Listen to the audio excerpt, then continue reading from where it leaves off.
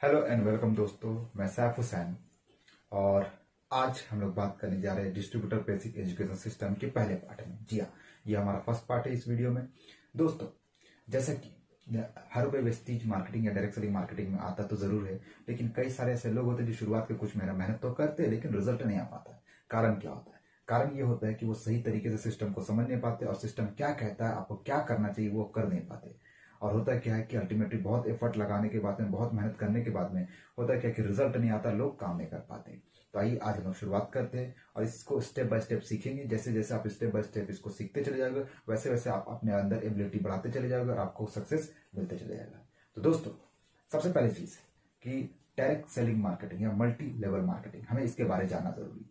लेकिन multi level marketing से पहले हमें ये जानना पड़ता जो ट्रेडिशनल मार्केट होता है या कोई भी व्यक्ति आज इस दुनिया में अगर कोई भी इंसान पैसा कमा रहा है तो दो कारण से, दो तरीके से कमाता है। पहला होता है या तो जॉब, दूसरा होता है या तो बिजनेस। यही दो ऑप्शन मैक्सिमम लोगों के पास है। जी हाँ, लेकिन आइए हम लोग पहले ट्रेडिशनल मार्केट को समझेंगे, क्योंकि ट्रेडिशनल मार्केट में जॉब भी होता है और बिजनेस भी होता है। ट्रेडिशनल मार्केट में क्या होता है दोस्तों? मैक्सिमम कंपनी होती है जो मैन्युफैक्चर होती है। स्टेप शुरुआत होता है मैन्युफैक्चर से, यानी कि जो मैन्युफैक्चर होते हैं जो कोई ना कोई कंपनी के प्रोडक्ट को बनाते हैं। अब जहां मैन्युफैक्चरिंग होता है वहां एक इंडस्ट्री होती है, कंपनी थी जहां कई सारे लोग नौकरी करते हैं, डेली का 8 घंटा 10 घंटा वहां काम करते हैं और उस कोई भी एक प्रोडक्ट को मैन्युफैक्चर करते हैं। लेकिन क्या सिर्फ मैन्युफैक्चरिंग से सब काम हो जाता है? नहीं, मैन्युफैक्चरिंग तो फर्स्ट स्टेप है। मैन्युफैक्चरिंग तो पहला स्टेप होता है माय डियर फ्रेंड्स। उसके बाद उसे डिस्ट्रीब्यूशन सिस्टम में लाना पड़ता है, यानी कि उसे डिस्ट्रीब्यूट करना पड़ता है और एक कंपनी को अपने प्रोडक्ट को एक कंट्री से, एक स्टेट से, एक एरिया पे लेके जाकर के उसे कंज्यूमर्स तक पहुंचाना पड़ता है। और उसके लिए कंपनी एक डिस्ट्रीब्यूटर सिस्टम बनाता है जहां पे बहुत सारे होलसेलर, एजेंसीज, डिस्ट्रीब्यूटर, स्टॉकेज और रिटेलर भी होते हैं। अब ये एक सिस्टम बना हुआ है जो आप और हम सब जानते हैं। एक कंपनी सबसे पहले स्टॉकेज या एजेंसी को देती है, स्टॉकेज या एजेंसी से डिस्ट्रीब्यूटर डीलर को देता है, वहां से रिटेलर, होलसेलर, फिर रिटेलर। इस तरीके से एक प्रोसीजर जाता है और ये सारे के सारे लोग जो होते हैं वो आप जो मैन्युफैक्चरिंग करती है, जो कंपनी मैन्युफैक्चरिंग करती है प्रोडक्ट, उस प्रोडक्ट को एक जगह से दूसरी जगह से पास करता है, जिसे हम लोग कहते हैं C&F, यानी कि कैरी एंड फॉरवर्ड। जी हाँ, C&F। अब ये डिस्ट्रीब्यूट होते होते आ जाता है रिटेल शॉप में, और रिटेल शॉप से हम और आपके जैसे कंज्यूमर प्रोडक्ट को परचेज करते हैं। हम लोग पैसा देते हैं और प्रोडक्ट परचेज कर लेते हैं।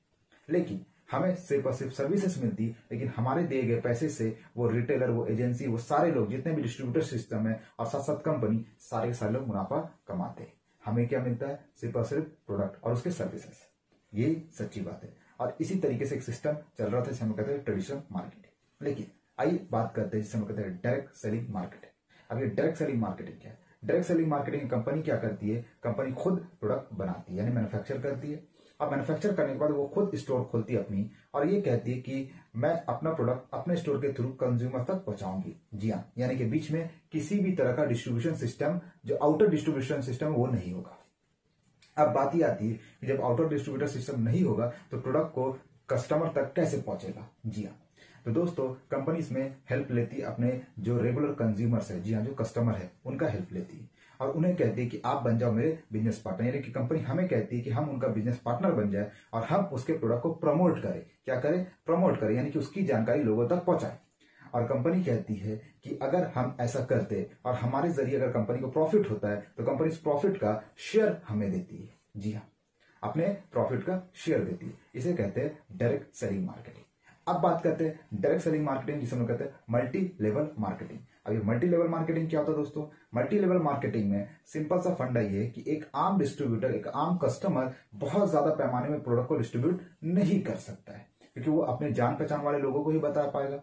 अब कंपनी यहाँ आपको एक अथॉरिटी देती है, या कंपनी यहाँ पे आपको एक अथॉरिटी देती है। ये अथॉरिटी क्या है? ये अथॉरिटी है कि एक कंज्यूमर चाहे तो वो अपने नीचे भी एक डिस्ट्रीब्यूटर क्रिएट कर सकता है। जी हाँ, जिसे कहते हैं मल्टी लेवल मार्केटिंग। यानी कि मैं सिर्फ कंपनी के साथ टाई अप होकर के मैं भी चाहूं तो अपने नीचे बहुत सारे फ्रेंचाइजीज, बहुत सारे डिस्ट्रीब्यूटर बना सकता हूं। और जो जितना ज्यादा डिस्ट्रीब्यूटर क्रिएट करता है उसका उतना बड़ा नेटवर्क बनते चले जाता है, उतना बड़ा सर्कल बनते चले जाता है, और जिसका जितना बड़ा सर्कल बन जाता है उतना ज्यादा उसके बिजनेस बढ़ते हैं।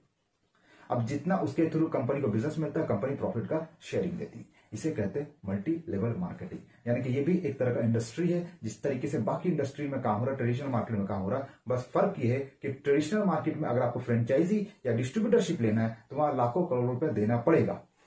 लेकिन डायरेक्ट सेलिंग मार्केटिंग या मल्टी लेवल मार्केटिंग में आपको लाखों करोड़ रुपए का इन्वेस्टमेंट नहीं होगा। तो दोस्तों चुनना आपको है। ट्रेडिशनल मार्केट में काम वही है, डायरेक्ट सेलिंग मार्केटिंग में काम वही है, लेकिन फर्क इतना है कि एक जगह आपका पैसा लगेगा, आपका टाइम लगेगा, आपको दुकान खोलना पड़ेगा, आपको रिस्क उठाना पड़ेगा।